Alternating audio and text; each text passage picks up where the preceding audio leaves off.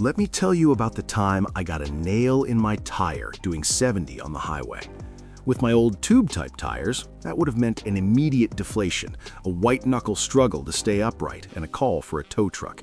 But with tubeless, I didn't even notice until I parked 20 miles later and saw the nail sticking out. The tire had lost maybe 5 psi. That single moment paid for every cent I'd spent converting to tubeless. But here's what nobody tells you. Tubeless isn't a magic solution that works flawlessly out of the box. It's a system that requires understanding, proper setup, and honest maintenance. And whether it's worth it for you depends entirely on how you ride. Let's start with what tubeless actually means, because there's a lot of confusion out there. A tubeless tire doesn't have an inner tube. Instead, the tire itself creates an airtight seal against the rim. There's a special bead design, the rim has a specific profile, and there's usually a sealant inside that plugs small punctures automatically. Sounds simple, right? It's not. The engineering that goes into making this work is surprisingly complex, and when it's done right, it's brilliant. When it's done wrong, you're stuck on the side of the road wondering why you ever abandoned tubes. The benefits are real, and they're significant. First and most obvious, puncture resistance. A small puncture in a tubeless tire often seals itself instantly thanks to the sealant inside. We're talking about anything up to a 1/4 inch in diameter. The air pressure forces the liquid sealant into the hole, it encounters oxygen, solidifies, and you keep riding. With a tube, that same puncture means the tube is damaged and needs replacement. Even if you patch it, you're looking at removing the wheel, breaking the bead, pulling the tube, patching, reassembling. With tubeless, you might not even need to stop. But the benefits go deeper than just puncture resistance. Tubeless tires run cooler. Without a tube creating friction between itself and the tire, there's less heat buildup. Heat is the enemy of tire life and grip. Cooler tires last longer and perform more predictably. You can also run lower pressures safely. This is huge for off-road riders and even for sport riders looking for maximum contact patch. Without a tube to pinch between the tire and rim, you can drop pressure for better traction without risking a pinch flat. Weight savings are often mentioned, but honestly overblown. Yes, you're eliminating the tube, which might save half a pound per wheel, but you're adding sealant and sometimes heavier-duty rim tape, so the real weight savings are minimal. Don't convert to tubeless for weight savings alone. Do it for the functional benefits.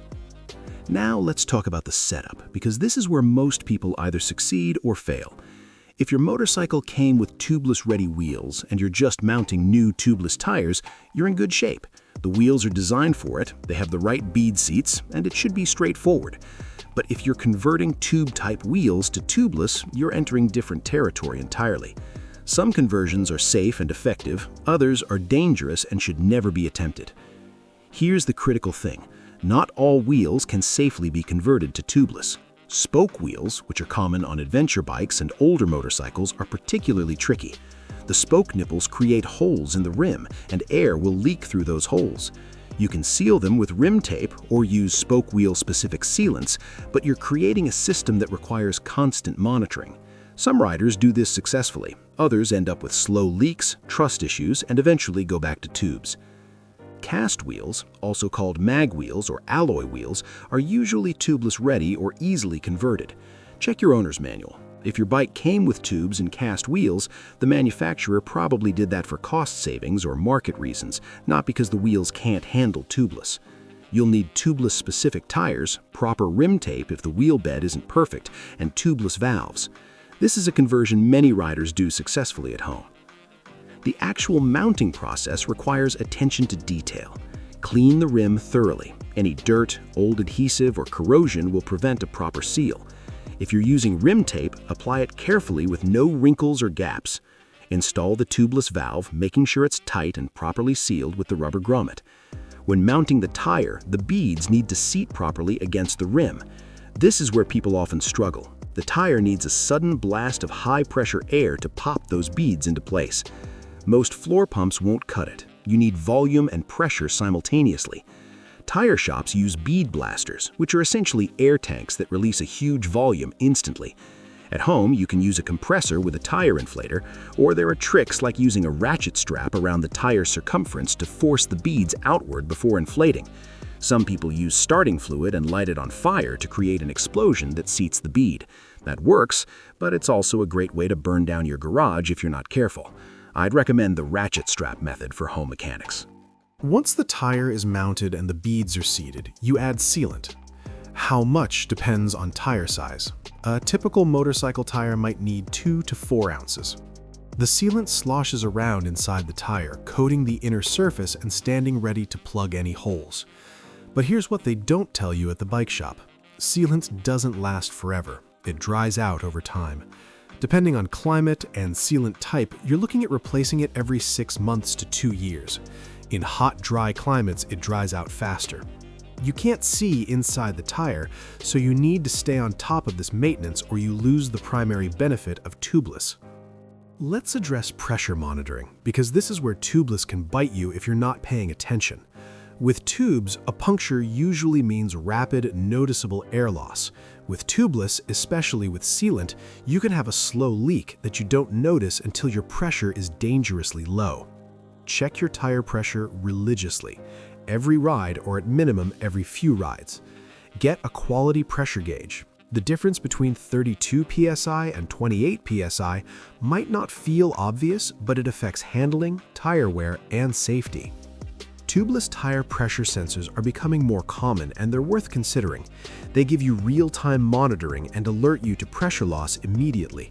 This addresses one of the few downsides of tubeless systems. If you're serious about tubeless, especially for long distance or remote riding, pressure monitoring is highly recommended. Now, the question everyone asks: what happens when tubeless fails? Because it can and will eventually fail, usually from a puncture too large for sealant to handle.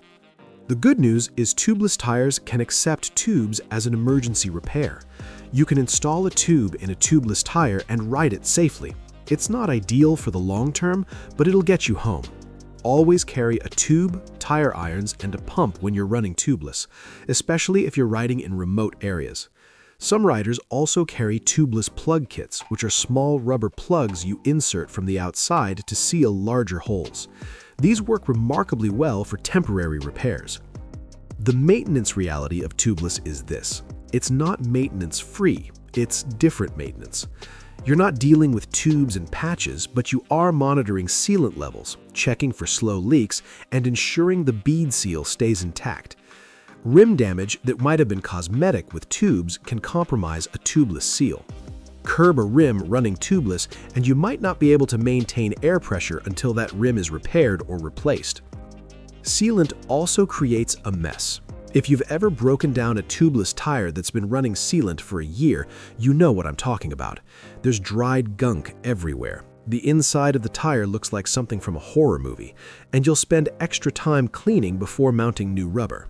It's not difficult, just messy and time-consuming. Cost-wise, tubeless is more expensive up front. Tubeless-specific tires often cost more than tube-type equivalents. You need sealant, possibly rim tape, definitely tubeless valves. If you're paying a shop to do the conversion and setup, labor costs add up. But over the life of the tires, you might save money by avoiding roadside repairs, tow trucks, and the hassle of dealing with flats. The cost equation balances differently for everyone depending on how often you puncture tires and how much you value convenience. So, is tubeless worth it? If you're a commuter who rides mostly on well-maintained roads and rarely encounters debris, tubes might be perfectly adequate. They're simpler, they're proven, and they work. If you're an adventure rider tackling remote areas where a flat could leave you stranded, tubeless is almost mandatory. The self-sealing capability and ability to run lower pressures off-road are game changers. If you're a sport rider chasing lap times, the ability to run optimal pressures and the heat management benefits make tubeless attractive. For most riders, tubeless represents a meaningful upgrade in convenience and safety. The ability to ride through a puncture that would have stranded you with tubes is worth the extra complexity. But it requires commitment. You can't just mount tubeless tires and forget about them. You need to maintain the system, monitor pressure vigilantly, and stay on top of sealant replacement. Treat tubeless with respect and understanding, and it'll reward you with fewer roadside emergencies and more confidence in challenging riding conditions. Ignore the maintenance requirements, and you'll end up with all the downsides and none of the benefits. The choice is yours, but now you know what you're choosing between.